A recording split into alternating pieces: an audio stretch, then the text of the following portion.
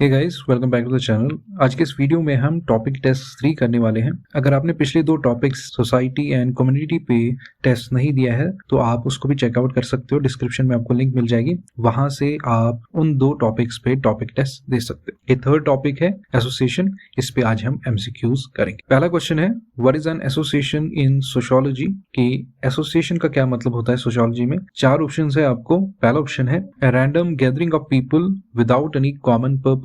इसका मतलब है कि एक कैजुअल या अनऑर्गेनाइज्ड गैदरिंग। दूसरा ऑप्शन है a group of individuals working informally towards a shared goal। Next option है a formal association with specific rules and objectives। And D option है a community where people spontaneously join without supervision। इसका जो correct answer है वो part सी है, formal association with specific rules and objectives. हम जानते हैं कि एसोसिएशन एक फॉर्मल ग्रुप होता है जहां पे डिफाइंड रूल्स होते हैं और ऑब्जेक्टिव्स होते हैं। सो आपका करेक्ट आंसर हो जाता है पार्ट सी। नेक्स्ट क्वेश्चन है, Which of the following differentiates an association from a community? कि नीचे दिए गए कुछ ऑप्शंस है, उनमें से वो कौन सा ऑप्शन है जो एसोसिएशन को कम्युनिटी से अलग करता है। पहला, स्पॉन्टेनियस ग्रोथ इन साइज। इसका मतलब एसोसिएशन भी ग्रो कर सकती है, तो ये एक तरह से कैरेक्टरिस्टिक नहीं हो सकता। दूसरा है कॉमन पर्पस एंड ऑर्गेनाइजेशन। ये इसका करेक्ट आंसर है। क्यों? यही एक की डिफरेंस है एसोसिएशन कम्युनिटी में। नेक्स्ट जो ऑप्शंस है, इनफॉर्मल वर्किंग स्पेस, ये प्रॉपर जो स्ट्रक्चर है एसोसिएशन का उसको डिफाइन नहीं करता। एंड नेक्स्ट है lack of supervision. Supervision vary कर सकता है एसोसिएशन में, लेकिन इसका एक डिफाइनिंग फीचर नहीं हो सकता। तो आपका करेक्ट आंसर बन जाता है कॉमन पर्पस एंड ऑर्गेनाइजेशन। बढ़ते अगले क्वेश्चन की तरफ। क्वेश्चन नंबर 3 है, what type of association is formed for recreational purpose? पहला ऑप्शन है music clubs, second trade unions, charitable societies and supports association. देखो, सपोर्ट्स एसोसिएशन एथलीट्स या गेम्स वगैरह में फॉर्म होते हैं, लेकिन रिक्रिएशनल पर्पस के लिए तो ये फॉर्म नहीं होता। चैरिटेबल सोसाइटीज भी रिक्रिएशनल पर्पस के लिए फॉर्म नहीं होते। ट्रेड यूनियंस कलेक्टिव बार्गेनिंग के लिए फॉर्म होते हैं, लेकिन रिक्रिएशनल पर्पस के लिए नहीं होते। जो हमारा इसका आंसर है वो है A part, music clubs. Music clubs को फॉर्म किया जाता है फॉर रिक्रिएशनल पर्पस। तो आपका करेक्ट आंसर है पार्ट ए, ऑप्शन ए। बढ़ते नेक्स्ट क्वेश्चन की तरफ। नेक्स्ट क्वेश्चन है, which intellectual defines an association as? कि किसने एसोसिएशन को डिफाइन किया कैसे? A group of social beings related to one another by possessing और institution a common organization for specific ends. एक पर्टिकुलर सोशियोलॉजिस्ट है जिसने एसोसिएशन की ये पर्टिकुलर डेफिनेशन दी है। आपको बोलना है वो कौन सी ऑर्गेनाइजेशन या पर्सन है। पहला है द लॉ डिक्शनरी। कि लॉ डिक्शनरी ने क्या इसको डिफाइन किया है? Ginsberg, DH Cole and sociology text books. कि सोशियोलॉजी टेक्स्ट बुक्स में इसका जिक्र है, या डीएच कोल ने इसके बारे में बताया है, या गिन्सबर्ग ने, या लॉ डिक्शनरी। तो आपका करेक्ट आंसर इसमें गिन्सबर्ग। एसोसिएशन की ये वाली डेफिनेशन गिन्सबर्ग ने ही दी है। DH Cole, law dictionary and कोई भी सोशियोलॉजी की टेक्स्ट बुक इसको डिफाइन नहीं करती। क्यों? डेफिनेशंस एसोसिएटेड किसी पर्टिकुलर सब्जेक्ट के साथ नहीं होती हैं। किसी ऑथर ने पर्टिकुलर डेफिनेशन अगर दी है तो वो किसी स्पेसिफिक ऑथर या उसका काम होता है उससे एसोसिएटेड होता है। सो नेक्स्ट क्वेश्चन है हमारा, what essential characteristics makes an association concrete and United? कि कौन से एसेंशियल जरूरी कैरेक्टरिस्टिक्स है जो एक एसोसिएशन को कंक्रीट एंड यूनाइटेड बनाती है? पहला, spontaneous growth. Informal rules. Informal rules भी नेसेसरी नहीं है एक एसोसिएशन को कंक्रीट एंड यूनाइटेड बनाने के लिए। Specific goals. देखो, स्पेसिफिक गोल्स इंपॉर्टेंट है, लेकिन ये भी डिफाइन नहीं करता है प्रॉपर्ली इस कैरेक्टरिस्टिक्स को। जो करेक्ट आंसर है इसका वो पार्ट डी है, कंक्रीटनेस बिफोर टास्क कंप्लीशन। तो आपका करेक्ट आंसर बन जाता है इसका पार्ट डी। अब हम नेक्स्ट क्वेश्चन देख लेते हैं, वो है question number 6, which basis determines weather an association is permanent और टेम्पररी? कि किस बेस पे हम ये बोल सकते हैं कि एक एसोसिएशन टेम्पररी या परमानेंट हो सकती है। पहला ऑप्शन है time period, next power structure, next function and last option है आल्ट्रुइज्म। आल्ट्रुइज्म का एक मोटिवेशनल फैक्टर है जो परमानेंट बेसिस पे तो बिल्कुल नहीं आता। इसी तरह फंक्शन भी वेरी होता है।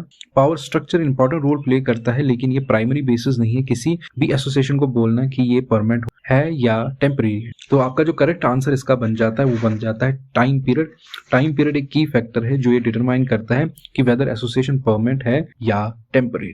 तो पार्ट ए इसका करेक्ट आंसर है। अगले क्वेश्चन की तरफ बढ़ते हैं, which type of association is formed for vocational training? कि कौन सी टाइप की एसोसिएशन, नीचे 4 ऑप्शन दिए हैं, 4 टाइप की एसोसिएशन है, आपको बोलना है उसमें से वो कौन सी एसोसिएशन है जो जो वोकेशनल ट्रेनिंग के लिए फॉर्म होती है बनती है। पहला म्यूजिक क्लब्स, हमें अभी देखा कि म्यूजिक क्लब रिक्रिएशनल पर्पज के लिए फॉर्म होती है, न कि वोकेशनल ट्रेनिंग के लिए। सिमिलरली स्पोर्ट्स एसोसिएशन एथलीट्स और गेम्स के लिए बनती है। नेक्स्ट ऑप्शन है टीचर्स एसोसिएशन। टीचर्स एसोसिएशन ही फॉर्म होती है प्रोफेशनल डेवलपमेंट या वोकेशनल ट्रेनिंग के लिए। एंड नेक्स्ट ऑप्शन है आपका चैरिटेबल सोसाइटीज। तो चैरिटेबल सोसाइटीज फॉर्म होती है फिलैंथ्रोपिक पर्पस के लिए, लेकिन वोकेशनल ट्रेनिंग के लिए नहीं। तो आपका जो करेक्ट आंसर है इसमें वो पार्ट सी है, टीचर्स एसोसिएशन, वही वोकेशनल ट्रेनिंग के लिए फॉर्म होती है। सो नेक्स्ट क्वेश्चन की तरफ बढ़ते हैं। क्वेश्चन नंबर 8 है, according to D H Cole what defines an association. D H Cole के मुताबिक एसोसिएशन को उन्होंने किस तरह से डिफाइन किया, एक तरह से उन्होंने डेफिनेशन दी है, उससे हम एसोसिएशन को किस तरह से डिफाइन कर सकते हैं। नीचे 4 ऑप्शन है, वही आपको बोलना है। सिंगल एक्ट ऑफ कॉपरेशन, देखो सिंगल एक्ट ऑफ कॉपरेशन का मतलब ये ब्रॉड टर्म है जिसमें जो एसोसिएशन की एसेंस है वो प्रॉपर्ली कैप्चर नहीं होती, तो ये ऑप्शन तो बिल्कुल नहीं आ सकता। बी ऑप्शन इसका करेक्ट ऑप्शन है। क्यों? A group of persons pursuing a common purpose, ये की एस्पेक्ट है जो एक एसोसिएशन को डिफाइन करता है according to DH Cole. Again spontaneous gathering, देखो एसोसिएशन टिपिकली बहुत स्ट्रक्चर्ड होती है, रादर देन स्पॉन्टेनियस गैदरिंग को हम एसोसिएशन कहते हैं। एंड लास्ट ऑप्शन है ए रोल फ्री ऑर्गेनाइजेशन। तो इसका जो करेक्ट आंसर है वो पार्ट बी है, या option B, a group of persons pursuing a common purpose. Question number 9 देख लेते हैं। विच इंटेलेक्चुअल या which sociologist defines association a group of social beings related to one another by possessing और institution in a common end organization with the view of securing specific ends. ये question मैंने दोबारा से आपसे पूछा है, इसमें मैंने थोड़ा बहुत डेफिनेशन में चेंजिंग की है, लेकिन मतलब इसका सेम निकलता है जो हमने पहले भी किया, और इसका आंसर भी सेम है। तो आपको डायरेक्ट आंसर बोलना है बिना देखे, फिर मैं आपको ऑप्शंस दिखाता हूं कि इसका करेक्ट आंसर। दोबारा से देख लेते हैं options. Law dictionary, Ginsberg, DH Cole and sociology text. मैंने आपको ऑलरेडी बताया था ये डेफिनेशन गिन्सबर्ग ने दी है, इसका करेक्ट आंसर बन जाता है पार्ट बी। नेक्स्ट क्वेश्चन की तरफ बढ़ते हैं, जो लास्ट क्वेश्चन है। Which type of association is formed for athletes और गेम्स, कि कौन सी एसोसिएशन एथलीट्स और गेम्स के लिए बनती है। हमने ऑलरेडी देखा वो स्पोर्ट्स एसोसिएशन है जो एथलीट्स या गेम्स के लिए बनती है, जो एक तरह से फॉर्म है वोकेशनल ट्रेनिंग की, लेकिन जो स्पेसिफिक ऊपर हमें क्वेश्चन था वहां पे टीचर्स था, जो ज्यादा बेटर वहां पे आंसर उस पर्टिकुलर क्वेश्चन का था। तो इसलिए आपका जो इसका आंसर बन जाएगा वो पार्ट बी बन जाएगा, स्पोर्ट्स एसोसिएशन। तो राइट आंसर है ऑप्शन बी। मैंने आपको कहा था कि कुछ लेक्चर्स आ जाएंगे कंप्यूटर साइंस के या सोशियोलॉजी के। अभी हमें कुछ कंपोनेंट रह रहे हैं क्वांटिटी एप्टीट्यूड और बेसिक मैथमेटिक्स में। एक तो रेशियो एंड प्रोपोर्शन का आधा पोर्शन रह रहा है, एंड टाइम ए वर्क का, वो जब कंप्लीट हो जाएगा तो फिर हम किसी और सब्जेक्ट के लेक्चर्स उठाएंगे। मैंने आपको कहा था जो भी हम लेक्चर्स उठाएंगे हम सीरीज में चलेंगे, कोई भी बीच बीच में टॉपिक नहीं उठाएंगे, चाहे हम टेस्ट सीरीज दे रहे हैं या कोई टॉपिक दे रहे हैं, सीरीज में चलेंगे। उस तरह से बेटर तरीके से हम सीख पाते हैं, उस सिलेबस के अकॉर्डिंग हम देख सकते हैं कि हमारा सिलेबस कितना कंप्लीट हो रहा है। I hope this was beneficial. So मिलते हैं अगली वीडियो में। Till then take care and thank you for watching.